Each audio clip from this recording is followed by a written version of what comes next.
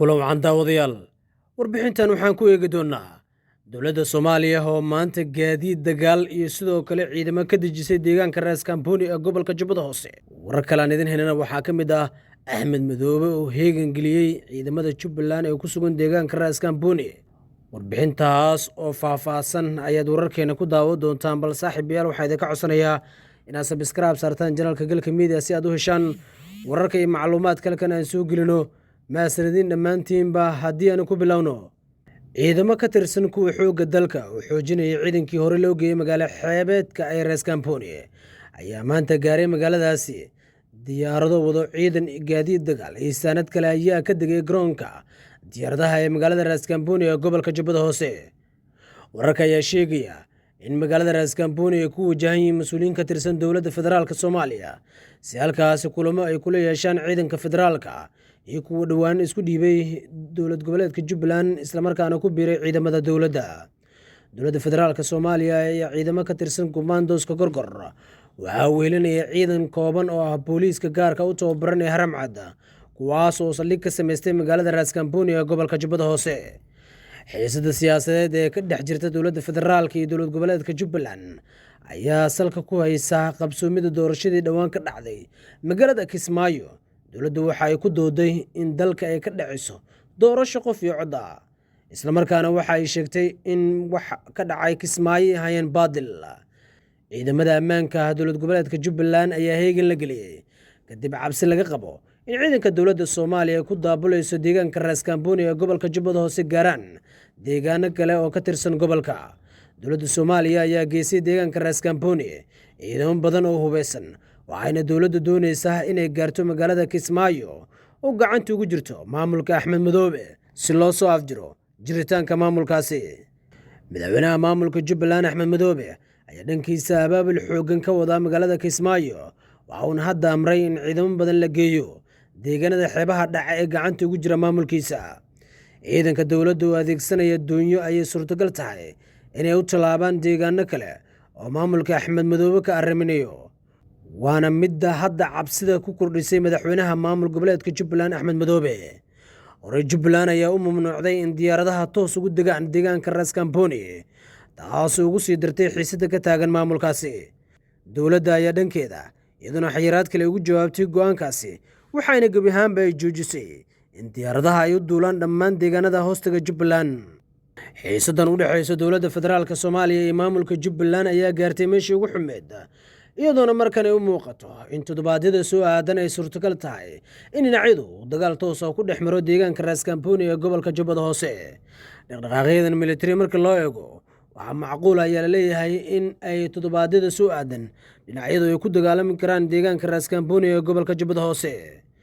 xiisadan u dhexaysa maamulka Jubbaland iyo dowladda federaalka ayaa markan waxaa fursad weyn ka dhex raadiyey kooxda Al-Shabaab, iyadoona deegaanka Buule Xaaji ee gobolka Jubbada Hoose shabaab ay weerareen isla markaana halkaas ciidamada Jubbaland ay ku weerareen, iyadoona sidoo kale la soo warinayo in ciidanka Jubbaland weerarkaasi ay iska difaaceen.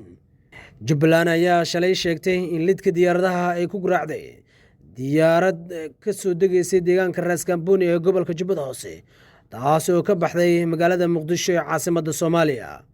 Jubbaland qoraal ay soo saartay ayaa waxaa lagu sheegay in diyaaraddu ay sahay u siday ciidamada dowladda ee ku sugan aagga Ras Kampuni oo maalmahan ay ka jireen dhaqdhaqaaqyo xooggan.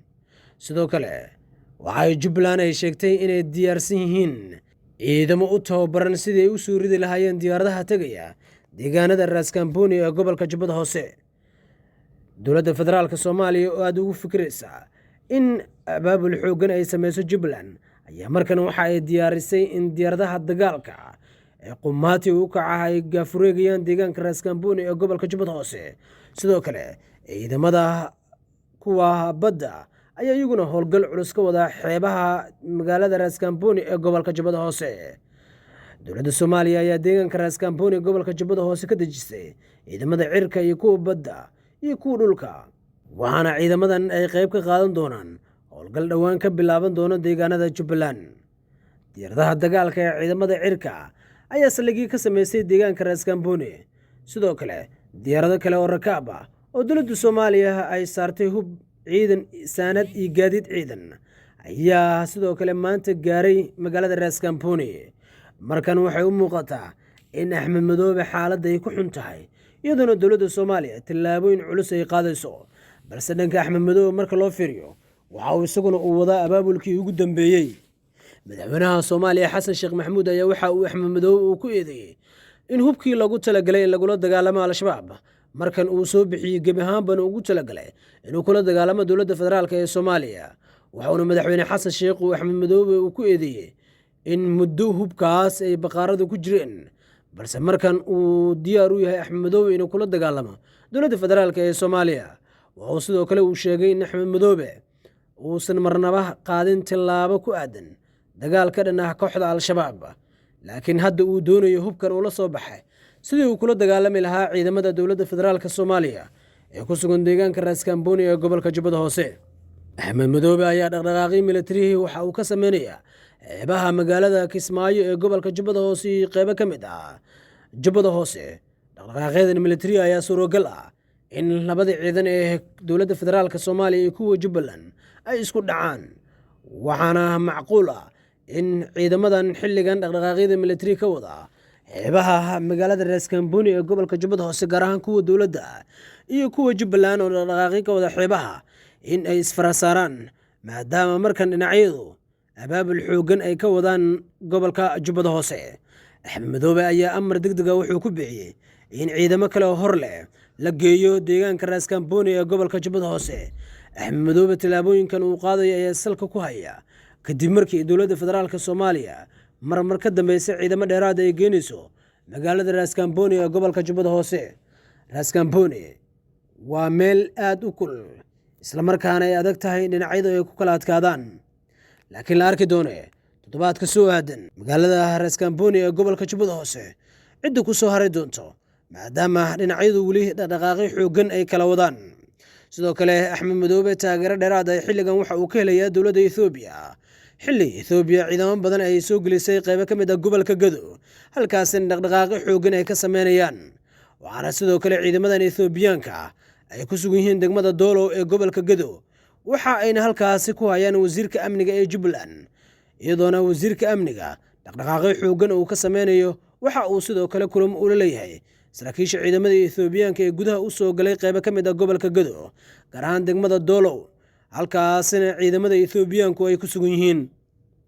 Jubbaland waxay markan u muuqataa in taageero dheeraad ay ka helayso Itoobiya, iyadoona dowladda federaalk Soomaaliya ay Itoobiyaanku ay ku eedeynayso in xilligan dhaqdhaqaaqyo xooggan ay ka sameynayaan qaybo ka mid ah gobolka Gado.